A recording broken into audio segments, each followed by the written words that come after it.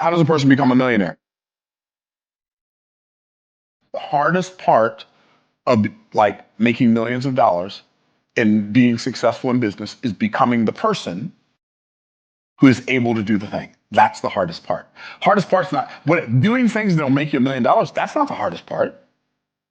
Finding there being a big enough pool of people with a painful enough problem. That's not the hard part. The hardest part is you becoming the person who has enough intestinal fortitude and grit to go down into the laboratory, the cave, right, the drawing board, whatever you want to call it, and obsess over this problem long enough to find an elegant, effortless, effective solution. That's the part. Because most people don't have enough intestinal fortitude, they don't have enough stick-to-itiveness, they don't have enough grit to last through the learning curve, to become the person who can do the thing that makes them deserve to have the stuff. If you think about what business really does, is an entrepreneur is one who solves problems for other people for profit, right? So, one, you have to be aware of problems. Two, you have to have enough mental acuity to solve them. Three, you have to care enough about the people who have the problem and the problem itself to obsess over solving it long enough to figure out how to solve it. And then you have to be a clear enough communicator to communicate to the people with the problem that you found the best possible solution for that problem. All of those things are necessary.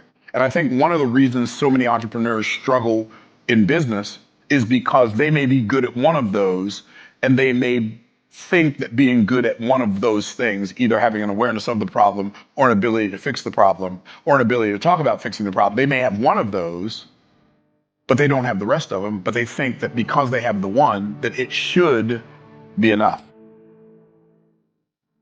For anyone, that the first time they flip the coin of work that it lands on heads. I would not wish that for anybody.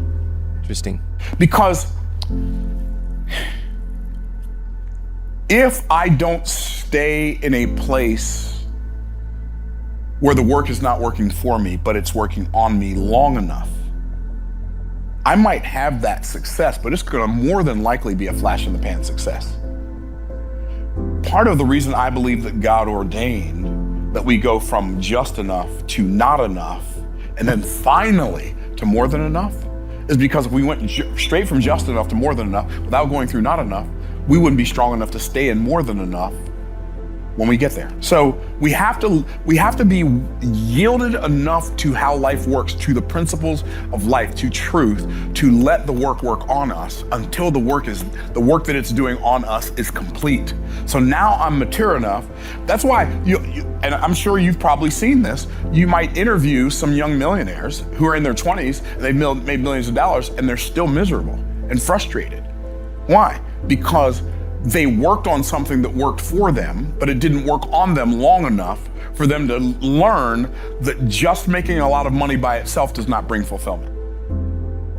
They find a very, very large pool of people with a very, very, very painful problem, deep enough pockets to be able to pay to solve that problem, and then they obsess over solving that problem for those people, and then they obsess over figuring out the best possible way to communicate clearly, I have the best solution for this problem.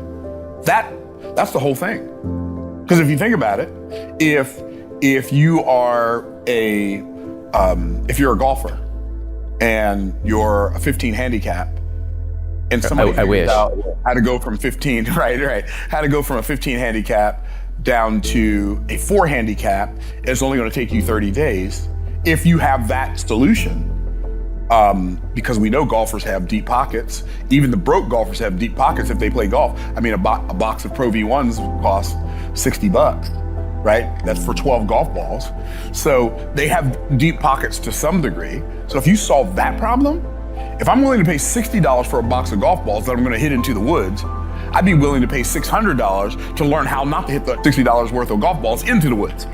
Right? So if I can find a big pool of people with a painful problem and deep enough pockets pay to solve that problem, and I can find an elegant, efficient, effective solution for that problem, but I have to be able to tell them in a way that causes them to believe it, it would be very, very hard for me not to get rich as an entrepreneur. One of the most amazing success principles I've ever discovered, I found it in Genesis chapter 1, the first book in the Bible, first chapter in the Bible. It has so many success principles in it. I did an entire YouTube video for 2 hours just uncovering success principles in Genesis chapter 1. So here's what's really amazing. The first thing that God established was the platform. And the platform was time, space, and matter. Time, space, and matter are the boundaries. They are our constraints as human beings who live on this planet in this time, right? Time, space, and matter. Everything that we do and everything we experience is bound by time, space, and matter, right? So God set up time, space, and matter. When? Genesis chapter 1, verse 1. In the beginning, there's time. Time began right there. God created the heavens, that's space, and the earth, that's matter. So time, space, and matter. That's the platform. The next thing that we see in Genesis chapter 1, God gave the parameters. This is the first thing God ever said to man. Be fruitful, multiply, replenish the earth, subdue it, and have dominion. So he said, be fruitful. And then he said, multiply. Well, multiply is not a be. Now, he didn't state the verb. The verb would be do multiply. Multiply is something you do, right? And then do replenish, and then do subdue. And then the last thing he said was have dominion. So here are the parameters. Be, do, that was actually do, have. Be, do, have. Okay, so it's be, do, have. Those are the parameters. Well, if you look at the platform and you put it right beside the parameters, they match.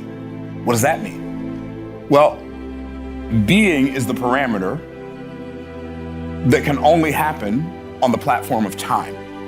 Anything I'm going to become that I'm not already, it's going to take time. I have a 6-year-old granddaughter. I don't chuck her the keys to my car and say, hey, run over to Publix and get us a loaf of bread and some peanut butter and some jelly so we can eat peanut butter and jelly sandwiches.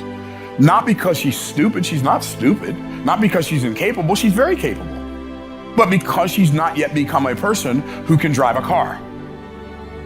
And if she's going to become a person who can drive a car, regardless of how smart she is, regardless of how astute she is, she could have a 300 IQ at 6 years old, she still can't drive a car. Why? Because if she's sitting on the driver's seat, she can't see over the dashboard.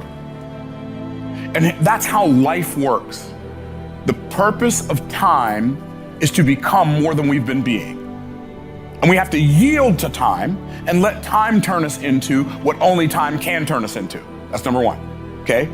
Space is the platform for doing. If I'm going to do anything, I need space. If I'm all wrapped up in cellophane and all taped up with duct tape, I can't do anything. Why? I don't have any space around me. So I need some space. And then the last thing is have. So the purpose of time is being, the purpose of space is doing, the purpose of matter is having. The reason matter exists is so we can have it. Why? That's the reward for becoming the person who is willing to do the thing. Now, here's what's fascinating to me, that God, in his infinite wisdom, put in our hearts a desire to have more. We want to have a nicer car. We want to have more money in the bank. We want to have more health in our body. We want to have better relationships. We have an intense, immense desire to have. God said, you can have as much as you'd like as long as you are willing to do the right thing in order to have it. And so what do? We think that the answer to the havingness that we desire is the doingness of the activity that other people have done that have gotten them the having. And so what happens is we attempt to do what they did. Only problem is our assignment's not their assignment. So when we attempt to do what they did, we can't do it. What comes first, skill set or mindset? Definitely mindset comes first. Why? Definitely mindset. So it's really interesting that you asked that question.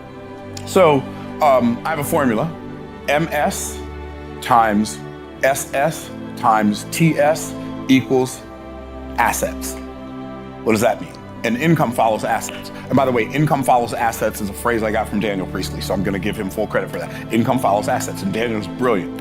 If you don't have assets, then your income is limited. You're your only asset. So you go to work for a day, you get a day's pay. But when you begin to acquire and build and accumulate assets, those assets have income following them, right? So what is MS times SS times TS? Mindset times skill set times tool set equals assets. And so it always starts with mindset, because if you have the wrong mindset, you're not going to last through the learning curve long enough to develop the skill set. I got started in sales October of 1985, selling insurance and investments in a financial services company. Guess what? I was so bad. It took me 18 months to make my first sale, and I did a lot of presentations in that 18 months. People said, why didn't you quit? I didn't have a plan B. I had to learn how to do this. It was the only arena I had ever seen where anybody was making $10,000 a month. In 1985, $10,000 a month was a fortune. I didn't know anybody else making $10,000 a month. I wasn't making $10,000 a year. But I met somebody who was making $10,000 a month, selling insurance and investments, and building a team of insurance and investment agents on that team. Oh, I'm gonna do this. And so I didn't give up because I didn't have anything else to do. So I'm gonna figure this thing out. I finally made my first sale in April of 1987.